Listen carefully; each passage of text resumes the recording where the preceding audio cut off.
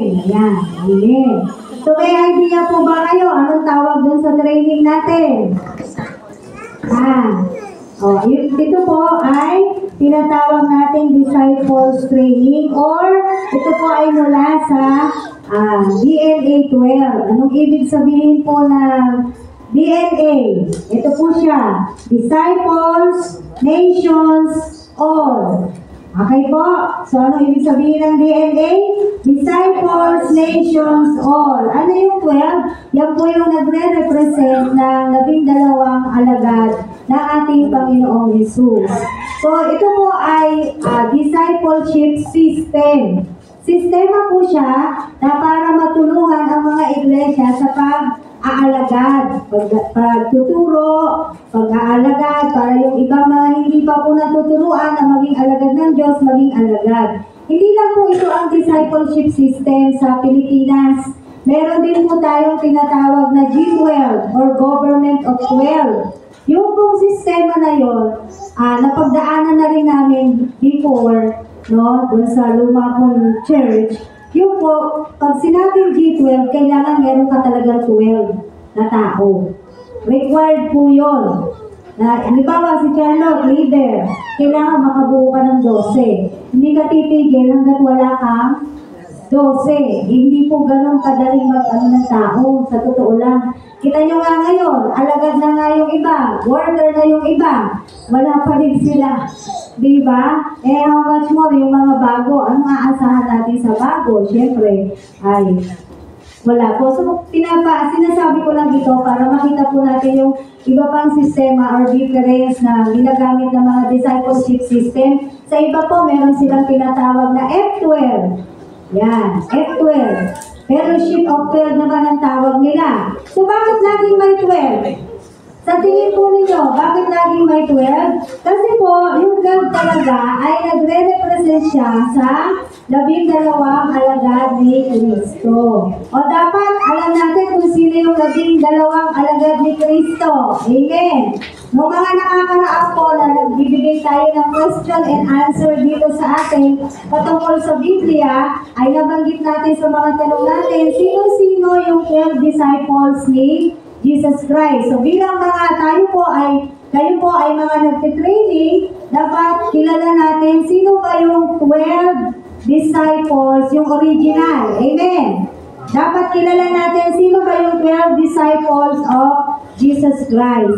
And then, itong DNA 12 po, meron tayong vision. Siyempre, meron tayong patutunguhan. Meron itong direksyon. Hindi lamang po siya, gagawin natin to, mag-training tayo para tayo may programa. Hindi po. So, meron pong ine-envision yung DNA 12. Dito po sa mga pinamigay namin kanina, yung mga bagong dating, wala pa. Ayan, si Ate Charlotte, yung mga nagte-training, pwedeng ibigyan. Tapos sa mga bago, welcome. Si Gerald, di pa nagte-training, si Darren, bigyan mo. Ayan. So dyan po makikita natin, ano yung vision ng DNA 12. Meron na po tayong kopya. Pwede po natin basahin ng sabay-sabay yung kopya po natin. Ay, sorry, di ko nabigyan yung leaders. Ayan, basahin po natin ng sabay-sabay. Kung hindi ko pa maisulat kasi maliit po itong ating maliit po itong ating whiteboard. Doon kasi kanina nag-try ako magsulat, hindi siya pala nabubura, bumabakat siya.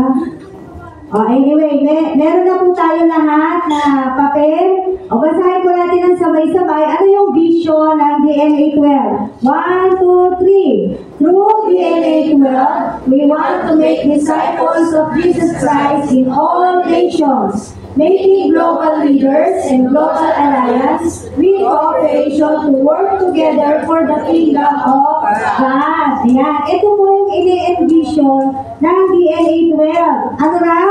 Magkaroon ng mga alagad ng Panginoong Jesus saan? Sa lahat ng bansa, in all nations. Kaya nga po itong DNA 12, kung saan po tayo naka-engage sa IM or International Mission.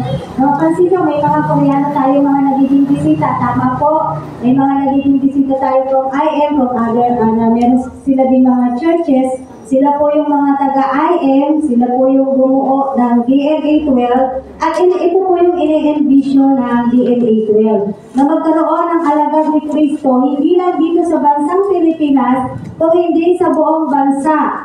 Ang DNA 12 po ay isinasagawa na rin, just for your information, hindi lang sa Pilipinas, sa USA, sa Thailand, sa Hong Kong, yun po yung mga sinabi nilang bansa, kung saan ginaganap po sa Korea, of course, kung saan ginaganap po ang DNA 12 discipleship system. Again, DNA 12 is a discipleship system. Sistema po siya para maging gamit ng mga churches paano ba magkaroon ng mga alagad, tunay na alagad ni Kristo. At sabi pa dito, making global leaders. So, kapag ka envision po ito, kapag ka ang mga nagdi-DNA 12 training, someday, who knows, hindi natin alam, diba? Isa sa inyo dyan, ang mga nakaupo ay maging leader globally. Pwede pala maging leader abroad. Kayo pala ipapadala ng Diyos bilang misyonaryo sa ibang bansa. Hindi ko natin alam, tama? Wala nakakaalam kung ano yung plano ng Diyos sa atin. Pero, possible po bang mangyari? Yes or no? Yes, possible.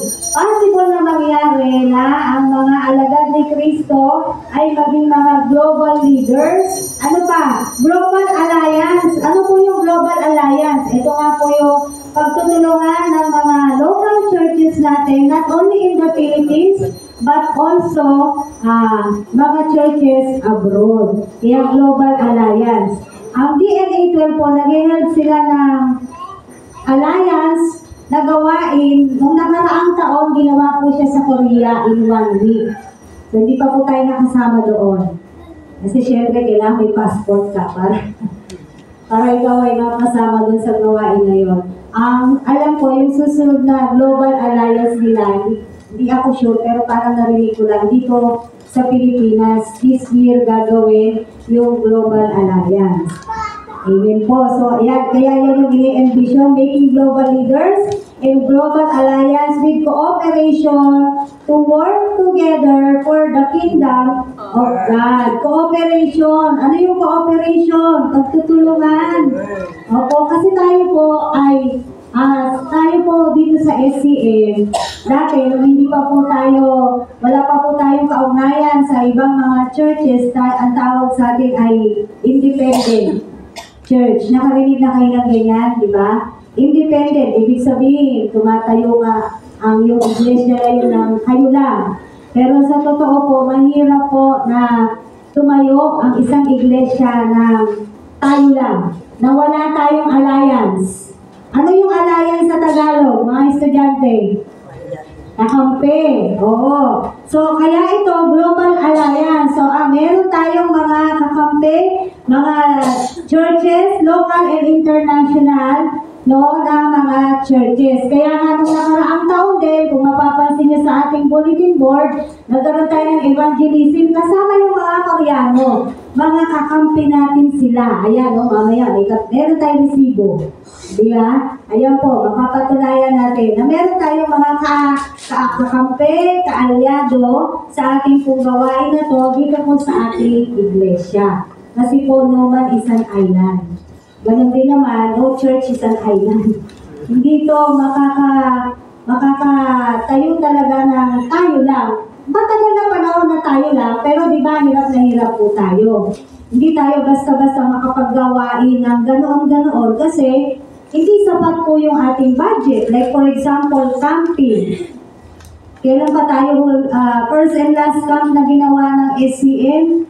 2015 pa. Baka pinapanganak pa lang itong mga 2015 pa. Napakatagal na. Pero yung gastos na ginastos noon ng church, magkano na lang? Natatanda mo ba? May idea? Kasi sinagot natin lahat dun eh. 2 days lang po yun, pero mahigit 10,000 na. Saan? Pagkakatanda ko, mahigit 10,000 na. Bakit? Babayaran mo yung lugar. Pagkain, ilang beses kakain, 3 beses, syempre, sa isang araw. Lahat ng nasa camp, syempre, pakakainin. Alam nga namang campers lang kakain. Pati syempre yung mga leaders. So, ibig ko sabihin, mahirap po para sa atin na mag-host ng ganong gawain. For example, ngayon, mag-host tayo ng camp. Ang camp po talaga may registration fee. Diba? Kahit sa inyo, sa school. Pag mag-field trip kayo, libre ba? Hindi. Bakit? Hindi naman libre yung sasakyan nyo. Hindi naman libre yung ibang pupuntahan nyo. Maaari yung iba libre, but not all the places are free. So, ganoon din sa camp. Kung mag-hold tayo, tayo lang, yung SCM lang. Kung mag-hold tayo ng camp, merong registration fee. Mababa po ang 3,000 sa totoo lang. Kasi babayaran natin yung lugar for how many days. Bibili tayo ng pagkain, bibili tayo ng materials, lahat doon natin kukuhanin sa registration fee. Eh, may babayad ba ang mga campers ng ganong halaga? Wala pa, di ba? Kasi nga, mga estudyante pa kayo. Kaya, buti na lang, meron po tayong ka-alliance. Ngayon, nakakapag-ang tayo ng halagang 500 piso, 3 araw na. Wala na tayong poproblemahin. Kundi pamasahe lang papunta doon at pauwi. Tama? No, yung mga nakapag-camp na, kayo, yung mga nakapag-camp na. At busog na busog pa talaga kayo. Tanungin niyo si Darren. Busog na busog talaga sa camp. Diba? Hindi, what I'm trying to say is hindi po tinitipid yung pagkain. So, ito po yung ating ine-envision, no? Making global leaders, global alliance with cooperation to work together for the kingdom of God. Saan po kinuha yung vision ng DNA 12? Meron po tayong vision scripture. Yan. Ito, meron magre-recite ng vision scripture sa English, saka sa Tagalog. Okay? English muna, ha? Sige. Si Gertie, ready ka? English. Tinuturo ka ng katabi mo, eh. Gertie, English, ha? English muna. Okay, English muna. Sige, Gertie, tayo katas-lakasan mo. Ito, mag-mic ka. Pagkatapos, pasa mo kay kay Gracie. Vision scripture natin, English muna.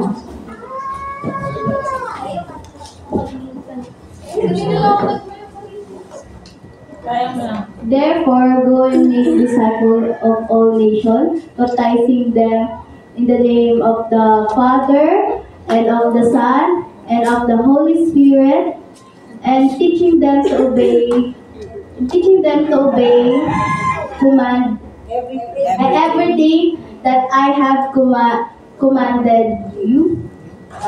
Tapos, and surely I am with you always to the end of every to the end of every to the end To the very end. to the end of To the every very- end To the very end. to the very end of the end. Age. To the very end. Tagalog naman po, Tagalog. Huwag ka sige tatawa. O yung extra dyan. Yay!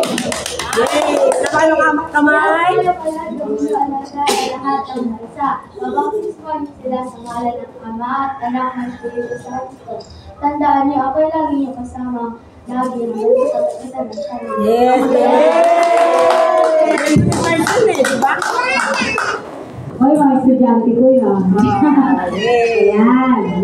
Di po, ito po, dito po galing yung ating vision, sa vision scripture na to. Matthew 28 verses 19 to 20. Kaya po namin kayo binigyan ng ganyan, lahat tayo may kopya, para kayo memorize nyo rin yung ating vision at saka yung ating vision scripture. Okay po? Sa mga susunod na pagkakataon, kapag nagkaroon tayo uli ng ganitong Disciples Fellowship, ay iba naman yung magre-recite itong verse natin kasi nakapag-recite na sila. So, pwede magmula sa iba, basta sa iba naman. Ayan, sa ating pong pagpapatuloy, ito po ay ididikit ninyo sa inyong notebook, training notebook, or sa inyong book. Kayo po pahala kung saan nyo siya gustong idikit. Basta doon sa ginagamit ninyo na pang-training materials po ninyo. Pwede sa notebook, pwede sa book. Okay po?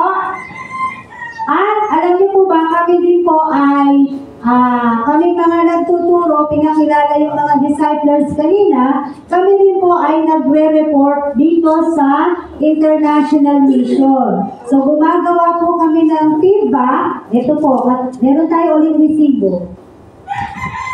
Pasensya na, hindi ko nabalutan. Ayan, meron tayong tinatawag na disciples feedback form. Dito po kami naglalagay ng mga feedback. Ano yung nangyari doon sa training. So, bawat isa po sa nagtuturo ay merong ganito.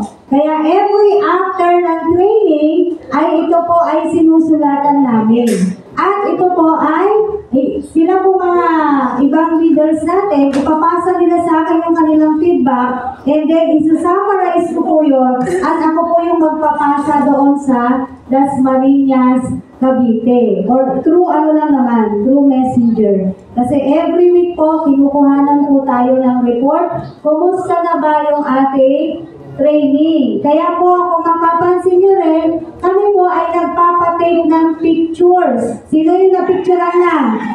Diba lahat tayo, diba? While having our training, ay pinicturean po tayo. Kasi kasama po yun sa aming pong reporting. Yung mga larawan na yun para patunay na talagang nagtitraining na itong mga tao na to at gumagawa po tayo ng ating training. Amen. So, punta na po tayo dito. Kita nyo ba? Kita nyo? Kayong lahat? Kita nyo? Kita?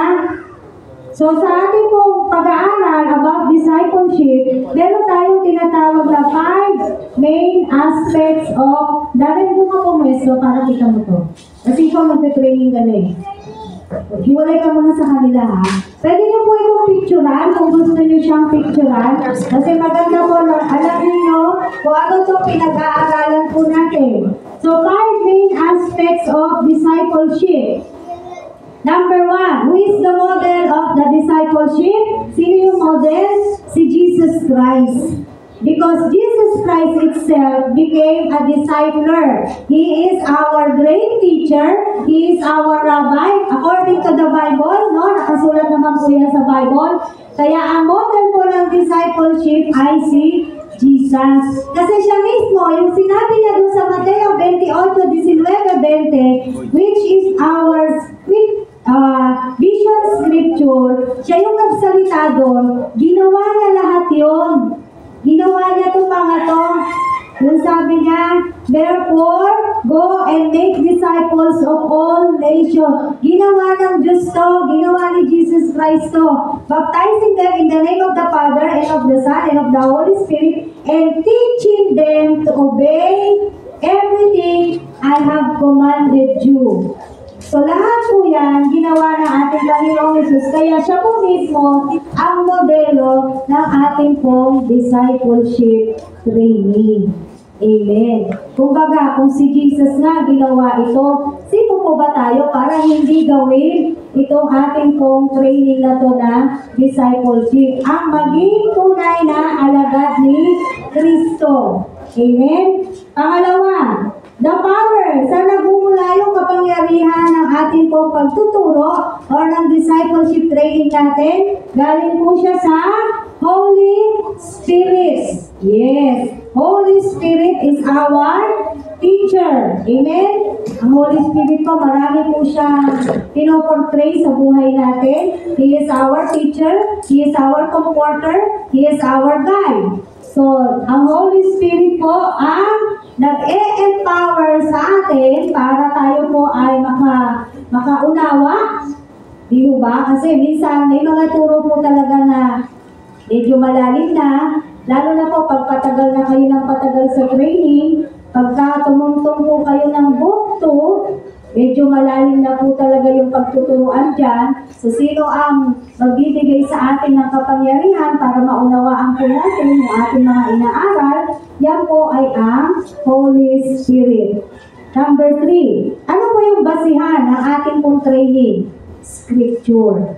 Wala po tayong ibang pinagkuhanan ng ating mga itinuturo sa mga aklat natin kung hindi galing sa Bible. Amen. So the basis of the discipleship training is the scripture. Because again, tayo po ay naniniwala sa sola scriptura. Scriptures alone. Amen. The sole authority of a Christian is the Bible or the Word of God. Number 4, ano yung goal ng mga Kristiyano? Ang mga mananampalataya katulad po natin. Ano yung goal natin? Christ-like. Kaya po tayo nagtitraining. Christ-likeness. To be like Christ. Alam niyo ba kasama yan sa ating pong vision statement ng SCM, yung Christ-likeness. So tayo po ay nagtuturuan patungkol po sa pagiging alagad ni Kristo para hindi ka magiging Diyos ha? Yung mga nagtitraining, hindi tayo magiging Diyos kung hindi Christ-like. Ano yung Christ-like? Ano yung magiging kawangis ka ni Kristo? Siyempre, Christ-like character. Along the way, along the process ng teaching po, meron tayong mga nare-realize. No? Sa mga pagtuturo, minsan tinatamaan po tayo mismo, di ba? So, meron tayong nilalayon na pagkatapos po ng pagtuturuan natin o yung goal natin, bakit tayo nagtuturuan, ay maging Christ-likeness. Christ-like character. Ayan. Alam na po natin ano yung mga character ng ating Panginoong Jesus. Tama po ba? So, wala pong alagad ni Kristo na pasaway. Walang alagad ni Kristo na hindi marunong dumisiplina ng sarili niya. Remember, ang approach po natin sa pagtitraining natin ay holistic approach. Ano yung holistic? Lahat po tatamaan sa atin. Lahat ng aspeto ng buhay po natin ay may karapatan yung nagtuturo na tayo po ay turuan even in our discipline. Halimbawa, hindi ka madisiplina. Kasama sa ituturo sa'yo yung pagdidisiplina. Like for example, nag-usap tayo, training natin, alauna. Kumari ngayon, nag-usap-usap tayo. Ang training natin, alauna.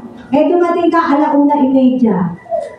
Sa susunod, hindi na pwede yung ganon. Kailangan kung ano yung pinag-usapan natin, alauna. Yung mga nagte-train, dumarating ba kayo sa oras? Kahit online. Hindi kayo nakipo Dumarating sa oras? Yes. Kailangan dumating sa oras. Kasi alam na, discipline yan eh. Tsaka ito po, again and again, hindi po yung commitment nyo hindi sa tao. Ang commitment natin sa Diyos. Alalahanin ninyo, yung taong nagtuturo sa inyo, may buhay din yan. Kumbaga may inaasikaso din yan. Pero pinaglaanan tayo ng oras. Kaya kailangan, pagka sinabing ganitong oras, ganitong araw, yun yung pinagkasunod. Kaya nga nag-uusap muna bago gawin ng training. Tama po ba? Kasi para siguradong wala ng hassle. Kasi nag-usap na kayo eh. So, kasama po yun sa training, pati discipline. Hindi po tayo nagtuturo ng, sige, para maturo lang sa'yo. Tignan natin, basta matapos lang natin yan. Tama na yun. Hindi po. Pag meron tayong napapansin na kailangan pansinin sa ating kaya mga tinitrain, ito po, kaya ko sinasabi sa inyo para maging maliwanag sa inyo.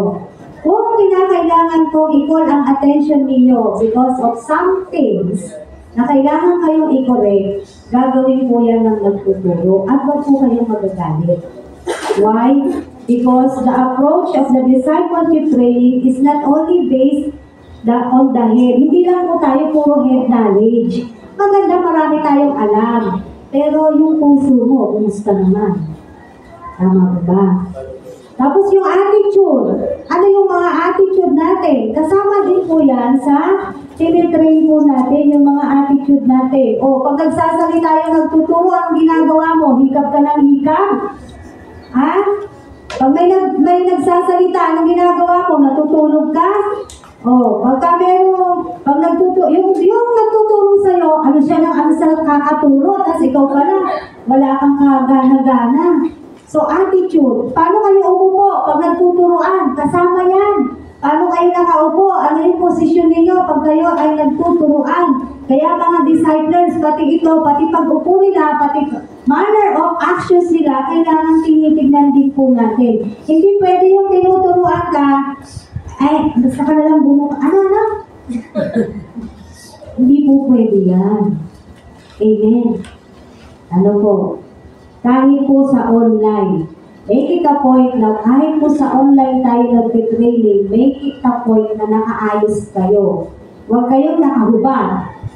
Halimbawa, lalaki ka, huwag kang haharap sa nagtuturo sa'yo na nakahubad ka o nakahiga ka. Mga nagtuturo, huwag nyo rin naman papayagan yung mga ganung bagay na sila ay nakahubad, nakahiga, o kung ano lang yung gusto nilang posisyon. Hindi po yung pwede sa ating pong training. Kaya nga siya holistic. Ano yung saan galing yung word na discipleship? Anong kakambal na salita nito? Discipline, di po ba? Kaya pati yung mga bagay na yon ay kinukol po natin ng attention. Pati na rin yung, kumbaga sinisimulan na po namin kayo sa, madalas po ito sa oras. O, sa Sunday o, pag umaten ka, dumating ka naman ng maaga. Ganyan ba? Yan. Paano ka magsisimula maging alagad ni Kristo kung oras pa lang hindi mo na kaya? Nakakala niyo yung punto ko? Yung logic? Paano ka tatawaging alagad ni Kristo kung hindi ka makasunod sa simpleng bagay? Sige nga, paliwanag niyo po sa akin. Marami pa po tayong dapat sundin. Pero kung yung mga maliliit na bagay hindi natin masunod-sunod, paano ka tatawaging alagad ni Kristo? Alam niyo yung mga alagad ni Kristo noong panahon na sa New Testament, nakakapagawain nila, share nila ng Word of God, may mga oras at may mga panahon, hindi na po sila kumakain. Nabasa niyo na yon sa Marcos? Kaya anong ginawa ni Jesus Christ? Sige, dito muna tayo sa tabi. Version ko na lang to. Kasi hindi na sila halos makakain sa kanilang mga ginagawa. Ganon ka-eager yung mga nagtuturo. Tapos ikaw na tinuturuan kung ano lang gusto mong gawin, ganon mo gagawin. Hindi po pwede. Kung gusto mo talaga maging tunay na alagad ni Kristo, be under with the discipline or disciplinary action na binibigay sa'yo ng iyong tagapagturo. Maliwanag po ba yun? O kayo, nagtitraining na kayong lahat dito, pwera to si Kuya at saka si Gerald. Lagi ko doon sinasabi, kayong mga nagtitraining, dumating kayo, halimbawa, ito pa po pala, pag nagtitraining, required kayong umattend ng worship services. Amen. Yung Sunday, siyempre talagang required yan. Halimbawa, yung Wednesday may trabaho, o naiintindihan natin yan, Wednesday may trabaho. Pero yung Sunday, kailangan nandito po talaga yung mga tinitrain. Unless, again, emergency, dun lang kayo mawawala. Naunawaan po ninyo, unless emergency, dun lang kayo mawawala. Kasi, yun nga yung isa sa tinitignan sa inyo, bilang kayo ay tinitrain. Minsan, dadalo din kayo sa prayer intercessory natin. Every Friday, meron tayong online. Kada last Friday of the month, ang prayer natin ay online. So, yung mga bagay na yun, dapat hindi ka man lagi nakaka-attend sa Wednesday or sa Friday, at least may mga pagkakataon na dapat nakikita ka doon, nagpaparamdam ka. And at the same time, yung Sunday ay wag po natin papabayaan. Bigyan talaga natin siya ng panahon. Amen po. Kasi ang goal nga nitong discipleship natin ay Christ-likeness. Hindi namin sinasabing kami mga nagtuturo ay achieve na namin itong Christ-like character. Hindi po. Nagsusumikap din naman kami. Nagsusumikap din po kami. You are under training. We are also under training. Every Friday po, ayan, saksi sila. Lalo, nakikita niya kami. Sila Tiglenta, alam nila yan. Every Friday, nandito kami, alauna wala pang alauna, bago pa lang nandito na. Alauna po yung oras ng aming training dito. Kaya, kung inaakala nyo kayo lang nagtitraining, mali po kayo. Kami rin po ay nagtitraining at ngayon po ay nasa book 3 na po kami. Okay, receive ako ulit. Eto po, dito na po kami sa book 3. Kaya hindi lang kayo yung nagtitraining. Kami din po mga nagtuturo sa inyo ay nag-a-undergo din ng training. Amen po ba? So again, our goal is Christ-like character. Kaya simula ngayon, mga nag-discipler, ay monitor natin, umaattend ba sila, lalo na pag Sunday. Kung medyo hindi kinakaya yung alas 9, sikapin po natin na makapunta po tayo ng church 15 minutes before the time or 8:30. Kasi nga, saan ba kayo patungo? Anong tawag ulit sa ginagawa natin? Discipleship training. Hindi ka bisita sa church. Okay po? So, someday, ikaw ay magiging alagad ni Kristo. Bilang ikaw yung alagad, ikaw yung gagawa. Tama? Tayo yung gagawa. Okay, number 5. Ano yung purpose? To give glory to our God. Amen. God's glory. So, ginagawa po natin ito para bigyan po ng kaluhuran ang ating Panginoong Jesus, ang ating Diyos. So, these are the 5 main aspects of discipleship. Maliwanag po ba sa inyo yung ating mga natalakay? Sabihin niyo, pag nag-overtime ba ako? Ilang minuto na lang? 10 minutes na lang. Sige. Kailangan ko po siyang bilisan kasi naka-oras po tayo. Although marami pa pong dapat ituro sa inyo, last na lang po, hindi ko siya nasulat, pasensya na kayo. Pero kung mabilis kayo magsulat, ay bilisan niyo. Meron pa po ito.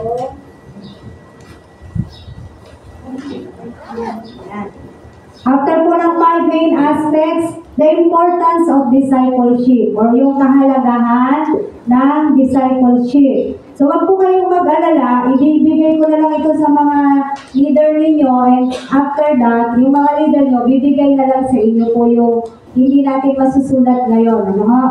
Maganda, tayo po ay makinig muna. The importance of discipleship. Number 1, the right knowledge of God. Ito po ang kahalagahan ng nag-a-undergo ng discipleship. Right knowledge of God. Yung tamang pagkilala sa Diyos. Diba? Through the training, yun yung unang inaaral natin, who is God. Dun sa, yan, yung book 1 na hawak-hawak nila. Nandiyan po yung who is God, who is Jesus Christ, who is Holy Spirit. So, dyan sa training natin na yan, tatalakayin po yan. So, kung nagtitraining tayo, magkakaroon tayo ng tamang pagkilala, sino ba yung Diyos? Na Diyos natin. Para pag may nagtanong sa inyo, Charlotte, sino ba yung Diyos? Kaya nyo lang sagutin, tama? Hindi mo sasabihin, basta yung nasa taas, asa? So, yung bubong yan. Diba? Madalas kasi sinasabi natin yung nasa taas. Sino yung nasa taas? Oh. So, pagka during the training, kung nag-a-undergo po tayo ng training, makikilala natin sino ba yung tunay na Diyos. Yun po yung mahalaga. Unang-unang mahalaga doon ay ang makilala natin sino ang Diyos. The right knowledge of God. Amen? Na si Jesucristo ay nagkatawang tao. Hindi siya tao, kundi nagkatawang tao. Malaki po yung pagkakaiba doon. Amen? So yung mga bagay po na yun, kasi hanggang sa mga panahon natin ngayon, yan po yung mga pinag-uusapan, hindi pinagkakasunduan. May mga nagsasabi, si Jesus ay tao lamang. No? Pero maliwanag na sinasabi sa Biblia, si Jesus ay Diyos na nagkatawang tao. So lahat po na yan, tinatalakay dito sa ating pagtitraining. Ngayon, pag kilala mo na yung Diyos, meron ka ng right knowledge of God, ito na yung susunod. The right living for God. Meron ka ng tamang pamumuhay para sa Diyos. Bakit? Kilala mo na yung Diyos mo eh. Alam mo na kung sino yung sinusunod mo eh. Amen po? So pag kilala mo na yung Diyos mo, yung pamumuhay mo ay unti-unti na magkakaroon ng tamang pamumuhay, tamang pagbabago. Para kanino? Para sa Lord. Dahil kilala mo na yung Diyos mo, nagkakaroon tayo ngayon ng banal na pagkatakot. Sino ba yung Diyos? Ano ba yung kayang gawin ng Diyos? Marami po siyang kayang gawin. Ang Diyos natin, kaya-kaya tayong pitikin. Sa totoo lang, pag ginusto niya na mawala tayo, any moment, kaya niya. Hindi ba tayo natatakot sa gano'n? Kasi gano'n po siyang Diyos. At isa pang bagay na nagagalit din po ang Diyos. Amen. Marunong po magalit ang Diyos. Kasi marami nagsasabi, yan mo na, mabait naman si Lord. Totoo po yan, mabait si Lord. Pero marunong po siyang magalit. Okay? Kanina siya nagagalit. Ano yung kinagagalit niya? Pag ang tao ay gumagawa ng ligo. Pag ang mga tao ay gumagawa ng masama. So nagagalit siya because he hates sin. Ayaw niya po ng kasalanan. Kaya marunong din pong magalit ang ating Diyos. So when we know God, matututunan na po natin mamuhay ng tama sa Panginoon. Paano mamuhay ng tama? Kung dati, ikaw ay may bisyo, dahil nakilala mo na yung tunay na Diyos, unti-unti nawawala yung bisyo mo. Ayan, yun po yung tamang pagkilala sa Diyos. Meron akong napanood na senior ni Pastora Gemma. Yung lalaki puro tapo, tapos yung mukha niya, yung pinatato niya sa mukha niya ay bungo.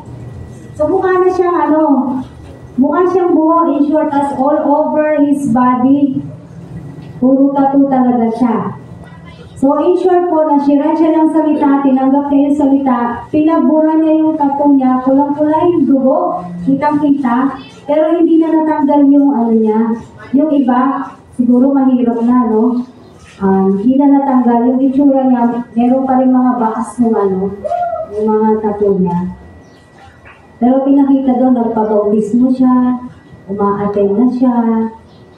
Yan yung mga ganun. Yun yung talagang right knowledge of God.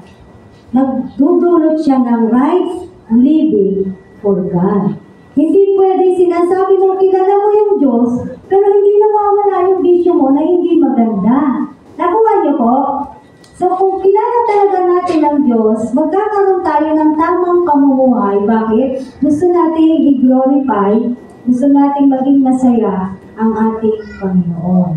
So kilala ang Diyos, magkakaroon ng tamang pamumuhay. Mawawala, somehow, ayaw mo nang gumawa ng kasalanan. Pero hindi ko sinasabi hindi na kayo magkakasala. Okay? Yung ayaw na, yung galit ka na sa kasalanan, galit ka na sa kasamaan. Ikaw ba?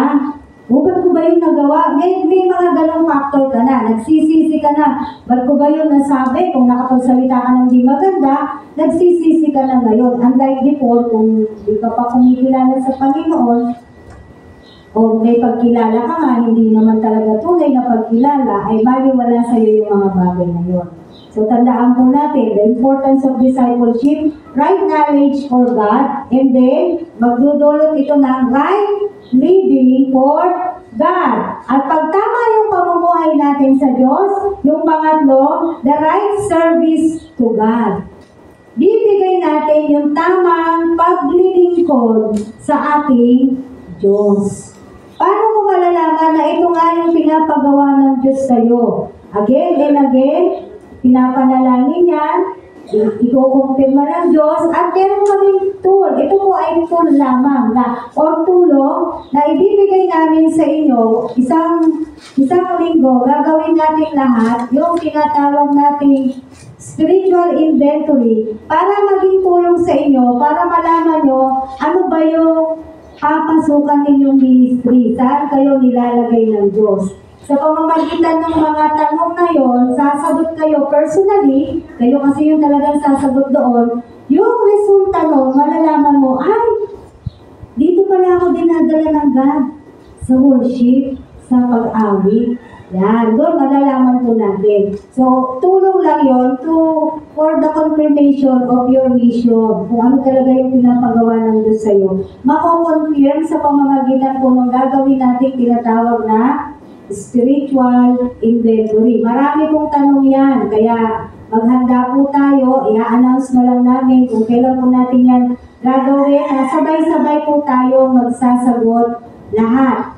Kasi marami yung katanungan, kaya maganda, sabay-sabay na lang po natin yung gagawin. Okay, so when we have a right leading for God, magkakaroon na po tayo ng tamang kaisipan, tamang puso, para paglingkuran ang Diyos. Gusto mo na maglingkod. Gusto mo na maglingkod sa Diyos. Kumbaga, wala nang question sa'yo pagdating sa ministry, yung paglilingkod sa Panginoon. Ito yung dito ka tinatawag ng Panginoon. Ano-ano ba yung mga kalingkuran na ginagawa sa iglesia? Meron tayong tinatawag na ushering ministry, no? Merong music team, merong prayer warrior, meron tayong children. Yan yung mga ministry na kung saan pwede tayong dalhin ng Panginoon kung saan tayo niya dadalhin. Amen po. So siguro, i-schedule na lang natin kung kailan po natin gagawin yung spiritual inventory. Kasi yung ilan sa inyo ay nagpapasimula pa lamang ng training. Nasa book 1 pa lang. Siguro, ang pwede na rito yung nasa book 2 na. Okay? Pwede na possible na. Pero pwede na rin naman siguro yung book 1. Okay. So, yan po yung importance of discipleship. Again, right knowledge of God, right leading of God for God, and right service to God. Hanggang kailan ang training? Sinasabi ko ba sa inyo hanggang kailan ang training? Ito po ay 1 taon. Okay? So, ang mga libro po natin, book 1, book 2, book 3, hanggang book 4. So, every 3 months po ang isang libro. Kada 3 buwan, natatapos po ang isang libro. Yun ay kung dire-diretso ang training.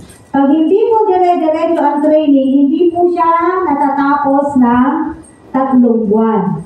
Siyempre, nag-e-extend siya kasi kung hindi nga dire-diretso. Okay po? So, every after 3 months, pag halimbawa, natapos na yung mga nagbo-book 1 ngayon, isasubmit namin yung pangalan nyo sa Dasmariñas. And then, mag-uusap kami, kailan gaganapin ang graduation, you will receive your certificate. May certificate po yan. May pagkilala na natapos nyo na itong training para sa Book 1, 12 Questions for Christian. Tapos ganun ulit. Book 2, after Book 2, paglas ng Book 2 na 3 buwan, graduation ulit. After Book 3, ganun ulit, graduation ulit, hanggang 1 taon. Okay po. So, yung book 1, ano yung tinatakal natin sa book 1? 12 questions for Christians. So, ayan, yung mga nagtitake ng book 1. So, ito po yun, yung ginagamit natin. Book 2, ito naman yung ating book 2. Medyo makapal po talaga to, kaya kulang po talaga ang 1 oras. Ito po yung Bible Formation. Book 2 po ito. Book 3, ito po yung The Promises of God. Ano ba yung book 4? May nakakatanda. Wala pa. Wala pa kasi kami sa book 4. Kaya, ito, hanggang book 3 muna kami. Ito po yung book 3, The Promises of God. And then, meron tayong last book, yung book 4. Yan.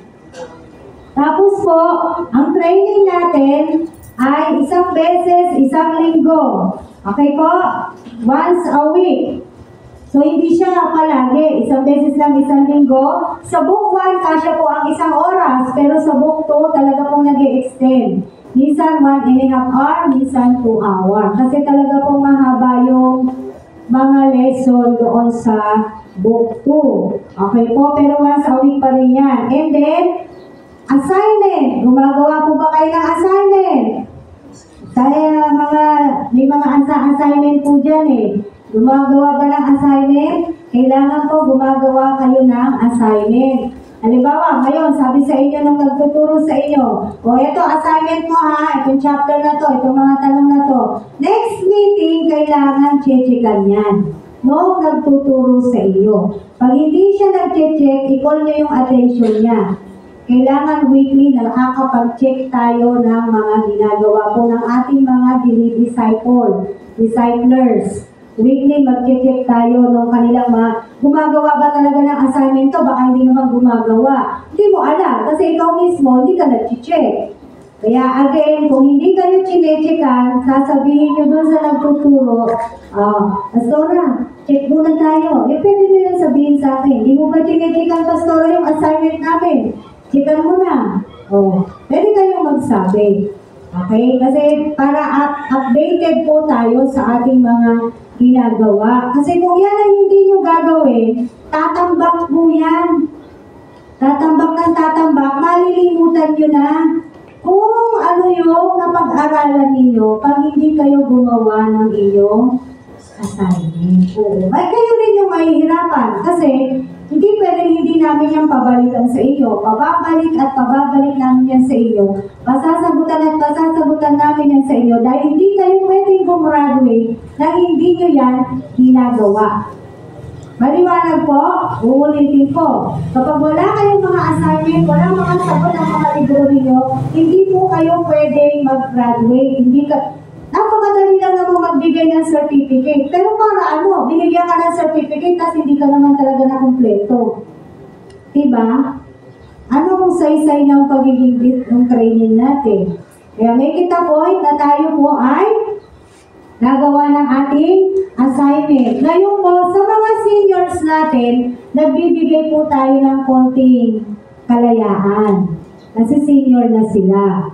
Alam naman natin na medyo limited na po yung memory nila, ganyan. So medyo meron tayong halimbawa, kung nasa book 2 na kayo, papamemorize sa inyo yung Old Testament book. Ilan lahat ng Old Testament book? Ilan? Naku, walang makasagot. Ilan ang Old Testament? 39. Uy, naku, nakakalungkot kayo 39. So, yung 39, may memorize nyo yan. Pero sa senior po, pwede tayo utik-utik. Tsaka yung medyo, alam natin na merong naranasan na hindi maganda, binibigyan din natin ng understanding, situation yung mga ganon. Pwede 5-5, ganyan. Halimbawa, for this day, 5. Susunod, 5. Hanggang sa matapos niya yung 39 books of the Old Testament. Alam niyo, maganda din to, lalo na sa senior, kasi sabi, according to the doctors, pag active ang brain, malayo ito sa pagkakaroon ng sakit na Alzheimer's, kaya yung isa, dementia, yun. Magkaka-umbrella po yung mga sakit na yan. Kaya maganda, active din yung brain. At mas maganda rin, tayo po ay nag-memorize ng ating verse. Paminsan-minsan, meron tayo mga ipamemorize na verse sa ating mga member. Nakita niya naman si Gracie, wala lang yung mga classmate niya iniwan siya Pero nagme-memorize po ng verse yung mga bata na yan. Kasama po sila sa pinitrain po every Saturday. Although hindi ko naman sinasubmit yung pangalan nila doon. On my na lang yung pag-train ko sa kanila. Kasi, tingnan niyo naman, ang bilis ng panahon. Magiging malaki na uli. Pagdating ng araw, malalaki na yung mga yan. Pwede na rin sila mag-disciple. Next.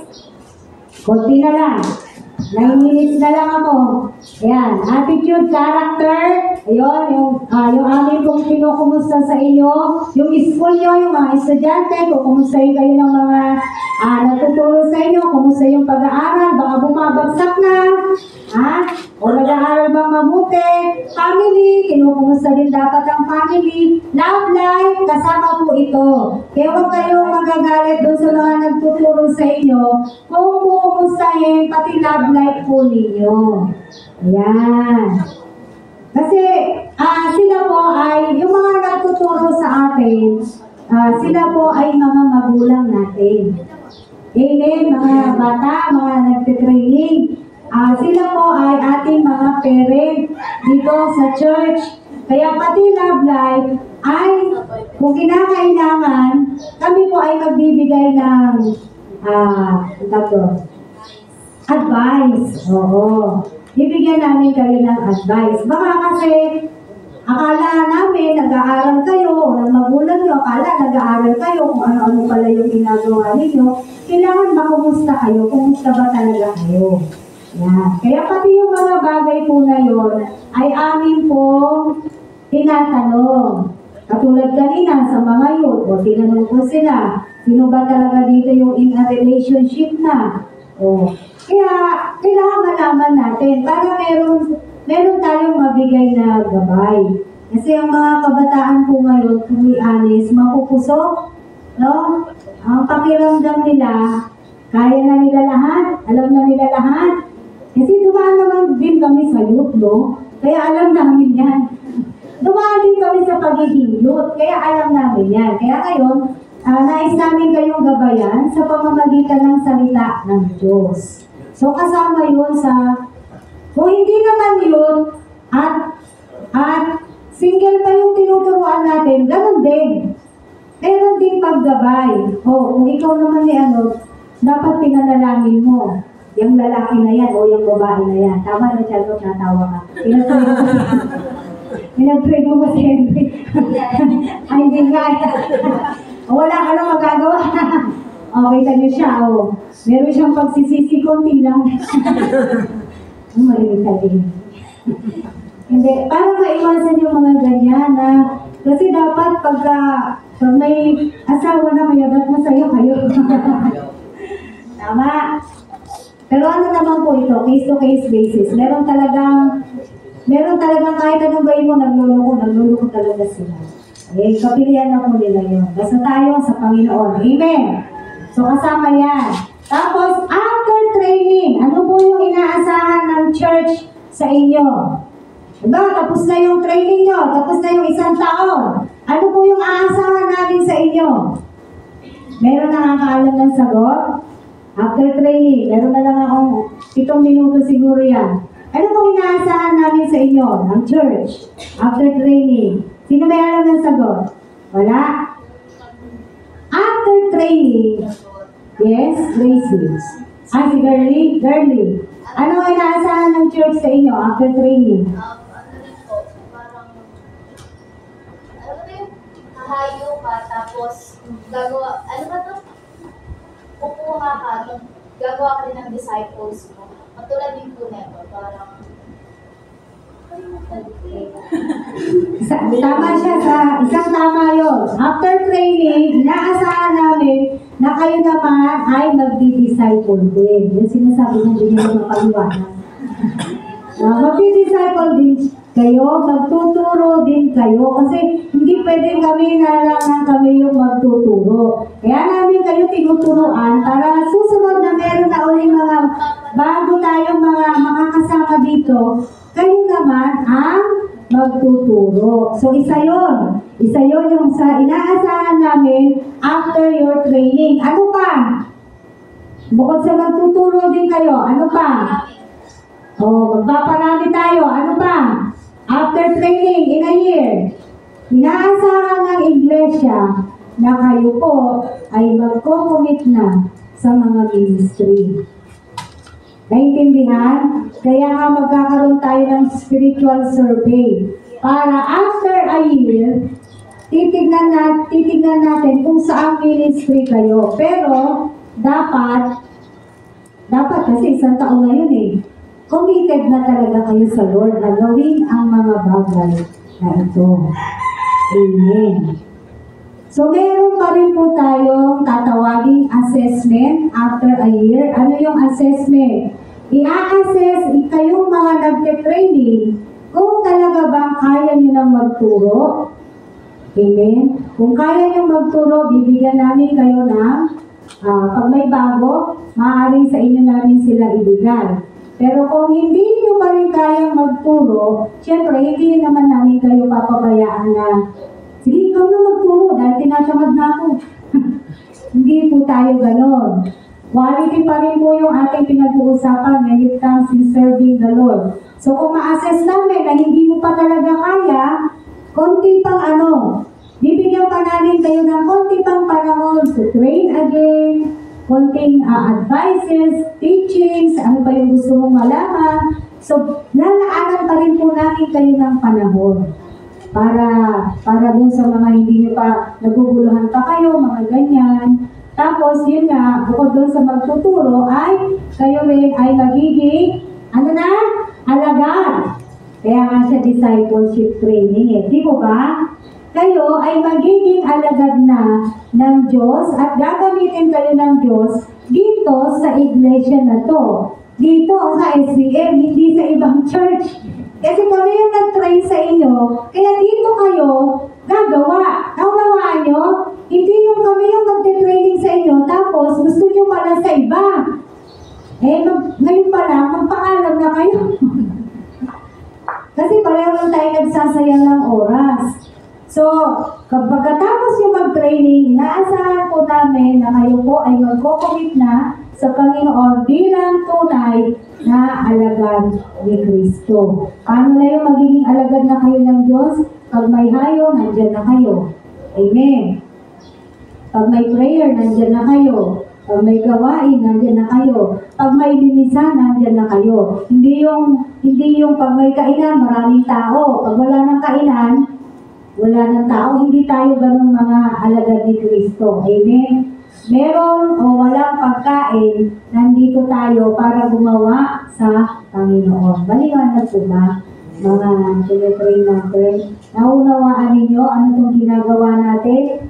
No? From the beginning up to this point, siguro yung mga ibang bagay na dapat yung malaman sa mga susunod na lang uli. Kaya nga tinawag natin itong first Disciples Fellowship kasi magkakaroon pa tayo ng mga second, third, yan. Hanggang di po tayo nakaka-graduate lahat, yan, magkakaroon pa rin tayo ng mga gawain ng ganito para pagliliwanag, paglilinaw sa ating pong mga ginagawa. Tanong? May tanong kayo? Tanong? Sa mga nagtitraining, tanong? May tanong? Meron kayong gustong liwanagin? Wala? Wala kayong tanong? Oh, sige, bigyan ng papel lahat yan. Kami magtatanong. Okay po, sige, kung walang tanong, manalangin na po tayo. At totoo, bibigyan kayo ng papel. Amen. Sige po, tayo po ay mag-pray. Lord, salamat po sa araw na to, sa maiksing pagtuturuan namin patungkol po sa DNA 12. Nawa, O Diyos, na-absorb talaga nila inside their heart and in their mind, Panginoon. Ano ba yung alagad ni Kristo? Sino ba yung alagad ni Kristo? Ano ba yung ginagawa ng isang alagad ni Kristo? Nawa ang lahat ng ito na unawaan po ng Panginoon.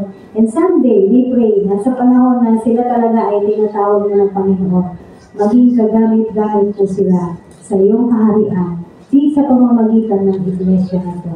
Thank you, God. Bless them in Jesus' name. Amen.